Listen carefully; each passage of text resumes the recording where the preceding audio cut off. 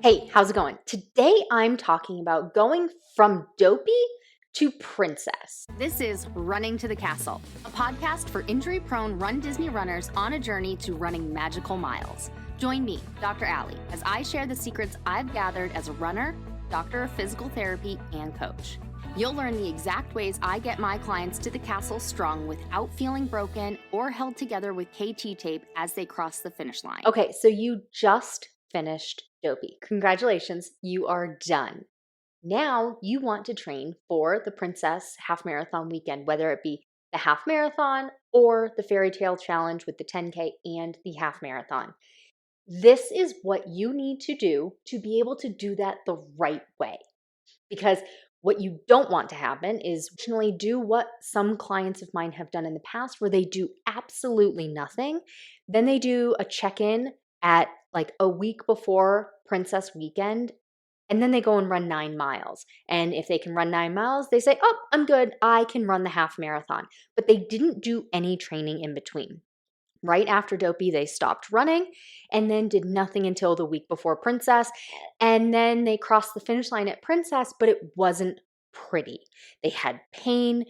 It took a lot out of them. And then they were just completely burnt out because it wasn't fun and they had pain. So let's make that not happen for you. Let's do this thing the right way so that you can continue training after you recover from dopey and you can cross the finish line at Princess feeling really, really good. Okay, so the 3 main elements that come into play with going from one race to another, whether it be wine and dine to dopey, or like we're talking about now, dopey to the Princess Challenge. The 3 elements that you really need to consider are how much you're resting and recovering. So that's a combo, rest and recover, how much you're running, and then tapering. So you need to rest and recover the right amount. You need to run the right amount, and you need to taper the right amount. You need to balance those 3 things together between dopey to princess. Because if you rest too long, well, you're not going to have run enough for race day. If you don't rest enough and you jump right back into training, well, you might have, maybe you aren't recovered enough to have princess feel good. And then if you rest some, train some, and don't taper at all, and you run right up to race weekend, well, that's no good because you aren't going to have any energy. So you want to balance those things out. And if you have listened to the podcasts lately, specifically the one that came out at the end of 2024, the very last episode of season 1, talking about more is more, balance is better. More is not always better. It's balancing what you need to do. So rest and recover, balanced with running, balanced with tapering. Now, of course, you do know that there are other elements to a successful running journey with your stretching and mobility, the shoes you're wearing, the equipment you're using, fueling, hydration, the fueling and nutrition aspect, the strength training. I'm not talking about those here because that none of those are going to be the main priority to get you across the finish line at Princess. Okay, so yes, they are important, but as you know, the level of importance does change depending on what race or how far away your race is, what season of your Run Disney season you're in. You know, are you actively training for something, or have you just finished all of the races for the season? And right now, if you're going from dopey to princess, you're smack dab in the middle of it.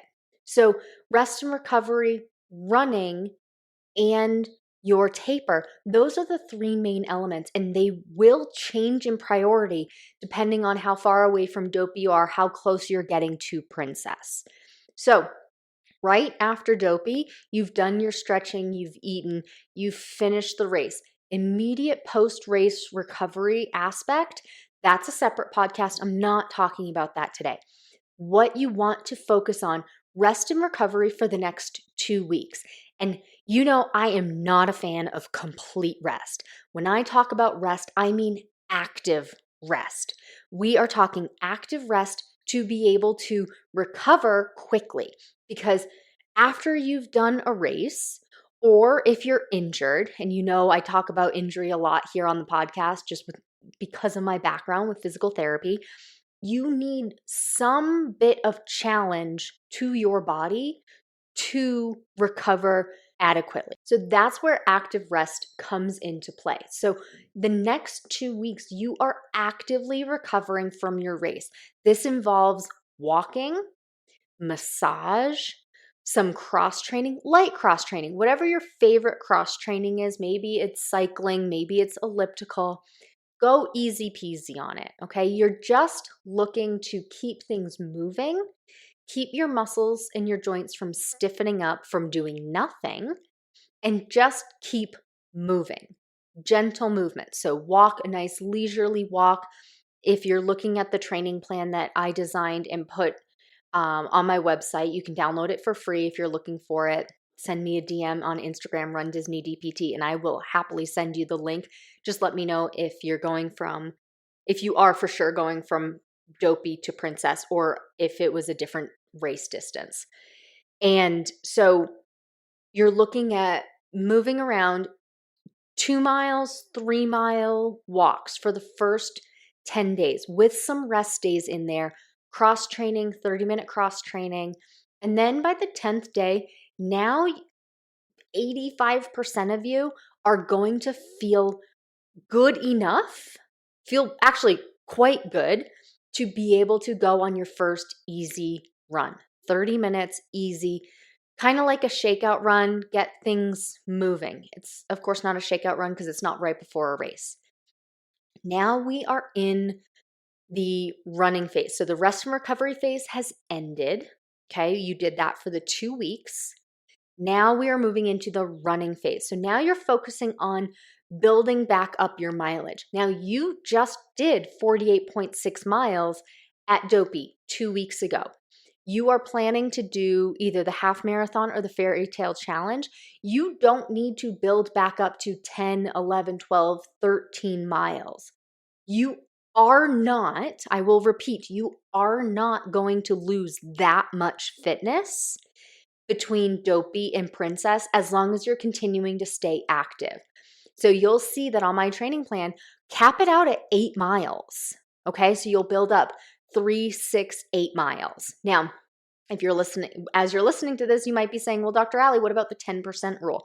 So if you're going from one race to the other and it's actually a downgrade distance, meaning it's less mileage, you don't have to follow the 10% rule in this scenario because you already followed the 10% rule building up to Dopey in the past.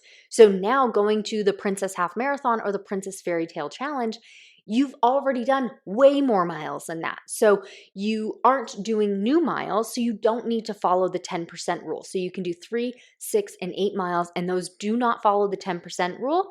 And as long as everything went swimmingly, I mean, maybe you were sore and things after Dopey, but you didn't get any new injuries, you didn't twist your ankle, you didn't fall, anything like that, you should be able to add in those miles without a care, without a worry that it's not following the 10% rule. So you'll build those up on your long runs on Sundays. You'll do your 30-minute Tuesday, Thursday speed work, tempo run, some easy miles. Once you hit that 8-miler on your long run on that Sunday, that ends your running phase, that ends your training phase. Now you're in the taper phase.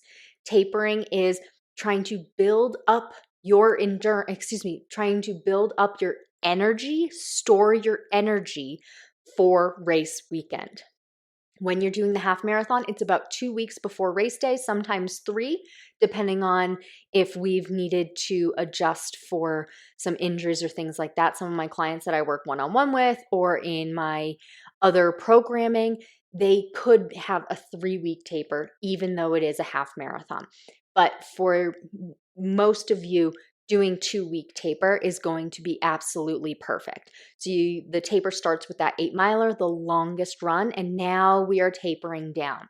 So that's easy miles during the week, easy cross training during the week and on Saturdays, and then tapering down the long run lower leading up to race day. And then you'll get into race phase of your running journey, and that includes your carb loading, getting things organized, and just running the race weekend. Okay, so going from dopey to princess, not that hard, but there is a strategy to it, making sure you rest and recover adequately and then train enough. You want to make sure that you do enough, balance it out between your rest and recovery, how much you're running, and then making sure you're including and balancing in that taper phase so that you have the energy to run. Because if you skip that taper phase and you do your rest and recovery, you do your running, but you run and you just keep running up until race day, well, there's going to be no gas in the tank. You will have run out and you won't have the energy for race day. And then you could DNF, not cross, or at least not have a strong finish. So balance out rest and recovery. That is about 10 days to 14 days. On my training plans, I make it 14. Running, training phase, that's going to be about 3 weeks. And then you have your taper phase, and that's going to be about 2 weeks. I think I did the math correctly on that. And so, so you have your rest and recovery phase. That's 2 weeks, 10 to 14 days. On this training plan, it is 14 days, Sunday to 2 Sundays later. Then you have your training phase. That's where you're focusing on your running and your cross training. That is 3 weeks in this phase. And then your taper phase is 2 weeks leading up to the half marathon or the fairy tale challenge. And that's how you go from dopey to princess, with recovering the right amount and still being able to train without overdoing it so that you can cross the finish line at princess.